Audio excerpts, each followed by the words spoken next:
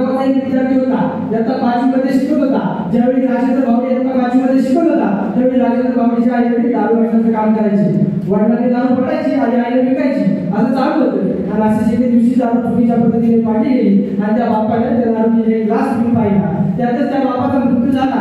नंतर संसाराची सर्व जबाबदारी राजेंद्र भावडेच्या आईवर आली. पुढे ती आई दारू पाण्याचे काम करू लागली व दारू विकायचंही काम करू लागली. त्यात राजेंद्र तिला मदत करत असे. आणि असंच एके दिवशी दारू चुकीच्या पद्धतीने पाडली गेली. आणि असंच एके दिवशी राजेंद्र आपलं पाठ्यपुस्तक घेऊन कपड्यामध्ये बसून अभ्यास करत होता आणि तेवढ्या त्या दारूला आला आणि त्याने राजेंद्र भावडेला दारू पेली. 5 रुपयाची दारू आणि 5 रुपयाची चक्रा करायला सांगितला.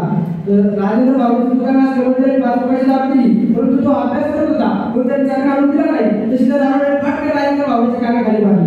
राजेंद्र रडू लागला. हे सगळं दृश्य पाहून राजेंद्रची आई तिथे आली आणि त्या दारुड्याला बोलली, का मारला माझ्या पोराला? तसं तो दारुडा म्हणाला, बरोबर त्या पोराला शिकून काही मोठा कलेक्टरच होणार आहे. तशी आई म्हणली, बरोबर माझा पोरा कलेक्टरच होणार आहे. हे शब्द 5 रुपया राजेंद्रच्या कानावर पडले आणि त्याने ठरवलं आपण कलेक्टर व्हायचं. मग कलेक्टर होण्यासाठी काय करावं लागतं, किती पुस्तकं वाचावी लागतात हे सर्व त्याने शोधून पाहिलं, शोधून काढलं. आणि आज जर तुम्ही बघाल तर सोलापूर जिल्ह्याचं जिल्हाधिकारी म्हणून काम करतोय त्याचं नाव आहे राजेंद्र भावडे.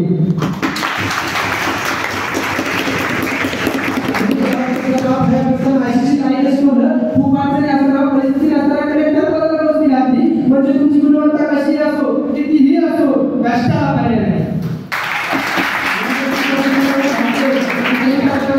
आपल्या स्वप्नांचा पाठलाग करा, आई वडिलांची स्वप्न पूर्ण करा.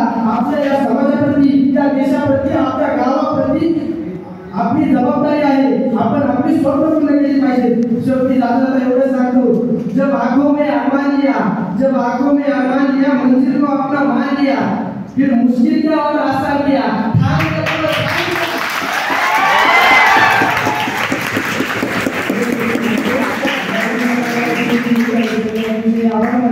आणि तुम्ही सर्वांनी